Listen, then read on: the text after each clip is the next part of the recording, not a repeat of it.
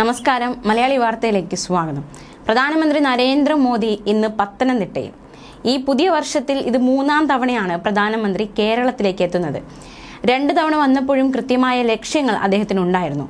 ഇത്തവണയെങ്കിലും കേരളത്തിൽ താമര വിരിയുമോ എന്നാണ് അണികൾ ഉറ്റുനോക്കുന്നത്. പ്രധാനമന്ത്രിയുടെ വരവും പോക്കും കേരളത്തെ അല്ലെങ്കിൽ ഈ ഒരു ലോക്സഭാ തെരഞ്ഞെടുപ്പിനെ സ്വാധീനിക്കുമോ എന്നും രാഷ്ട്രീയ കേരളം ഉറ്റുനോക്കുകയാണ്. പ്രധാനമന്ത്രിയുടെ വരവും പോക്കുമാണ് നമ്മൾ വിശകലനം ചെയ്യാൻ പോകുന്നത്. അദ്ദേഹത്തിന്റെ ആദ്യ വരവും രണ്ടാമത്തെ വരവും ഇന്നത്തെ വരവും അതിനെക്കുറിച്ച് വിശദമായി നോക്കാം. മോദിയുടെ ഈ വർഷത്തെ ആദ്യ വരവ് തൃശ്ശൂരിലേക്കായിരുന്നു. BJP നടത്തുന്ന സ്ത്രീശക്തി മോദിക്കൊപ്പം മഹിളാ സമ്മേളനത്തിൽ അദ്ദേഹം പങ്കെടുത്തു. പാർലമെന്റിൽ വനിതാ ബിൽ പാസാക്കിയതിന്റെ അനുമോദന സമ്മേളനമായിരുന്നു അത്. തൃശൂർ വടക്കുനാഥ ക്ഷേത്ര മൈതാനത്ത് നടക്കുന്ന പൊതുസമ്മേളനത്തിൽ 2 ലക്ഷം വനിതകളാണ് പങ്കെടുത്തത്. പ്രധാനമന്ത്രി നരേന്ദ്രമോദിയുടെ തൃശൂരിലെ സന്ദർശനത്തോടെ കേരളത്തിലെ BJPയുടെ തിരഞ്ഞെടുപ്പ് പ്രചരണത്തിന് കേളിക്കൊട്ടായിരുന്നു. BJP സംസ്ഥാനത്ത് കൂടുതൽ വിജയസാധ്യത പുലർത്തുന്ന തൃശൂർ പാർലമെന്റ് മണ്ഡലം, അവിടെ തന്നെയായിരുന്നു അദ്ദേഹം എത്തിയത്. സമ്മേളനത്തിൽ നടി Shobana, Indian Olympic association president PT Usha, MP, cricket താരം മിന്നുമണി, ക്ഷേമ പെൻഷനായി പൊരുതുന്ന മറിയക്കുട്ടി, സാമൂഹ്യ പ്രവർത്തക ഉമാപ്രേമൻ, വെച്ചൂർ പശുക്കൾക്കായി ജീവിതം ഒഴിഞ്ഞുവെച്ച ഡോക്ടർ ശോശമ്മ ഐപ്പ്, വ്യവസായ പ്രമുഖ ബീന കണ്ണൻ തുടങ്ങിയ പ്രമുഖ വനിതകളാണ് പ്രധാനമന്ത്രിയോടൊപ്പം വേദി പങ്കിട്ടത്. പൂക്കൾ വിതറിയായിരുന്നു ജനങ്ങൾ പ്രധാനമന്ത്രിയെ വരവേറ്റത്. വടക്കുംനാഥന്റെ മണ്ണിൽ ശക്തന്റെ തട്ടകത്തിൽ ആവേശ തിരയിളക്കമായിരുന്നു പ്രധാനമന്ത്രിയുടെ സന്ദർശനം സമ്മാനിച്ചത്. അത് വോട്ടായി മാറുമോ എന്നാണ് തൃശ്ശൂരിലേക്ക് രാഷ്ട്രീയ കേരളം ഉറ്റുനോക്കുന്നത്. രണ്ടാമത് അദ്ദേഹം എത്തിയത് കേരള പദയാത്രയുടെ സമാപന സമ്മേളനത്തിൽ പങ്കെടുക്കാൻ തിരുവനന്തപുരത്തായിരുന്നു. BJP സംസ്ഥാന അധ്യക്ഷൻ K. സുരേന്ദ്രൻ നയിച്ച കേരള പദയാത്രയുടെ സമാപന സമ്മേളനം തിരുവനന്തപുരം സെൻട്രൽ സ്റ്റേഡിയത്തിൽ ഉദ്ഘാടനം ചെയ്യാനായിരുന്നു പ്രധാനമന്ത്രി രണ്ടാമത് ഈ വർഷം എത്തിയത്. തിരുവനന്തപുരത്തെ അദ്ദേഹം ഇളക്കിമറിച്ചു. കഴിഞ്ഞ ലോക്സഭാ തെരഞ്ഞെടുപ്പിൽ കേരളത്തിലെ ജനങ്ങൾ ഇരട്ടാക്കത്തിൽ BJPക്ക് വോട്ട് വിഹിതം നൽകിയെങ്കിൽ വരുന്ന തിരഞ്ഞെടുപ്പിൽ അത് ഇരട്ടാക്കത്തിൽ സീറ്റായി മാറുമെന്ന് പ്രധാനമന്ത്രി നരേന്ദ്രമോദി പറഞ്ഞു. വോട്ടിന്റെ അടിസ്ഥാനത്തിലല്ല കേന്ദ്ര സർക്കാർ കേരളത്തെ കാണുന്നതെന്നും കേരളത്തോട് കേന്ദ്രം അവഗണന കാട്ടിയിട്ടില്ല എന്നും പ്രധാനമന്ത്രി ചൂണ്ടിക്കാണിച്ചു. ഇന്ത്യയെ ലോകത്തിലെ 3-ാമത്തെ സാമ്പത്തിക ശക്തിയായി ഉയർത്തുമെന്നും അതാണ് മോദിയുടെ ഗ്യാരണ്ടി എന്നും പ്രധാനമന്ത്രി പറഞ്ഞു. പൂഞ്ഞാർ മുൻ MLA PC ജോർജിന്റെ കേരള ജനപക്ഷം പാർട്ടി ചടങ്ങിൽ BJPയിൽ ലയിച്ചിരുന്നു. സംസ്ഥാന സർക്കാരിന്റെ പിന്തുണ ഇല്ലാതിരുന്നിട്ടും കേന്ദ്രം കേരളത്തിന് മുന്തിയ പരിഗണന നൽകുന്നുണ്ട് എന്ന് പ്രധാനമന്ത്രി പറഞ്ഞു.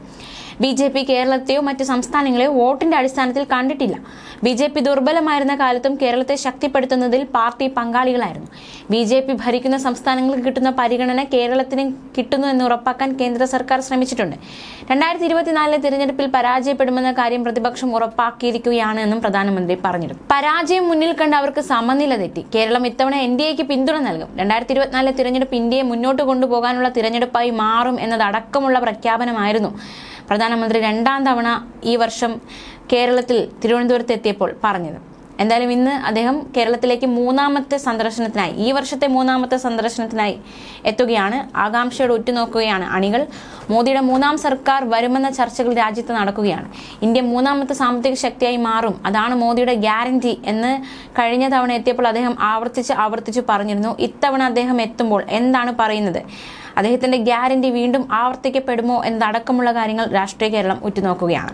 പത്തനംതിട്ടയിലാണ് അദ്ദേഹം എത്തുന്നത്. പ്രധാന മണ്ഡലങ്ങളിലെ NDA സ്ഥാനാർത്ഥി പ്രഖ്യാപനത്തിന് ശേഷം പ്രധാനമന്ത്രി പങ്കെടുക്കുന്ന ആദ്യ തിരഞ്ഞെടുപ്പ് പ്രചരണ യോഗമാണ് ഇന്ന് നടക്കുന്നത്. സംസ്ഥാനത്തെ NDAയുടെ പ്രചാരണ വിഷയങ്ങളും അജണ്ടയും എന്തെന്ന് വ്യക്തമായ സൂചന നൽകുന്നതായിരിക്കും പ്രധാനമന്ത്രി ഇന്ന് നടത്തുന്ന പ്രസംഗമെന്നാണ് വിലയിരുത്തൽ. ഇന്ന് 11 മണിയോടെ ജില്ലാ സ്റ്റേഡിയത്തിലെ പൊതുസമ്മേളന വേദിയിൽ പ്രധാനമന്ത്രി എത്തും.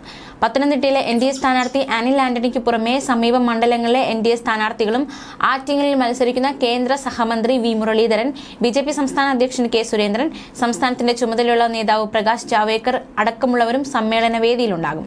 പ്രധാനമന്ത്രി നരേന്ദ്രമോദിയുടെ സന്ദർശനത്തിനോടനുബന്ധിച്ച് മുനിസിപ്പൽ സ്റ്റേഡിയത്തിലും പ്രമാദം ഇൻഡോർ സ്റ്റേഡിയത്തിലും ഡ്രോണുകളും മറ്റും നിരോധിച്ചിരിക്കുകയാണ് ജില്ലാ പോലീസ്.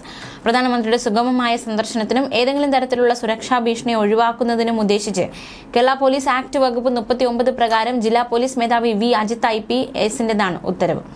ഇരു സ്റ്റേഡിയങ്ങളുടെ 3 കിലോമീറ്റർ ദൂരപരിധിയിൽ ഡ്രോണുകൾ, വിദൂര നിയന്ത്രിത മൈക്രോ ലൈറ്റ് എയർക്രാഫ്റ്റുകൾ, എയ്റോ മോഡലുകൾ, പാരാഗ്ലൈഡറുകൾ, പാരാമോട്ടറുകൾ, ഹാൻഡ് ഗ്ലൈഡറുകൾ, ഹോട്ട് എയർ ബലൂണുകൾ, പട്ടങ്ങൾ തുടങ്ങിയവ പറത്തുന്നതിന് നിരോധനം ഏർപ്പെടുത്തിയിട്ടുണ്ട്. ഇന്നലെ രാവിലെ 6 മണി മുതൽ ഗതാഗത നിയന്ത്രണങ്ങൾ, ഈ ഉത്തരവുകളൊക്കെ തുടങ്ങിയിട്ടുണ്ട്. ഇന്ന് രാത്രി 10 മണി വരെ ഉത്തരവ് നിലനിൽക്കും. ലംഘനമുണ്ടായാൽ ബന്ധപ്പെട്ട വകുപ്പുകൾ പ്രകാരം ശക്തമായ നിയമ നടപടികൾ സ്വീകരിക്കുമെന്ന് ജില്ലാ പോലീസ് മേധാവി അറിയിച്ചു. എന്തായാലും ഏവരും ഇന്ന് ഉറ്റുനോക്കുകയാണ് പത്തനംതിട്ടയിലേക്ക് പ്രധാനമന്ത്രി എത്തുകയാണ്. എന്തൊക്കെയാണ് അദ്ദേഹം പറയുന്നത് എന്നത് അടക്കമുള്ള കാര്യങ്ങളാണ് അണികൾ ആവേശത്തോടെ ഉറ്റുനോക്കുന്നത്.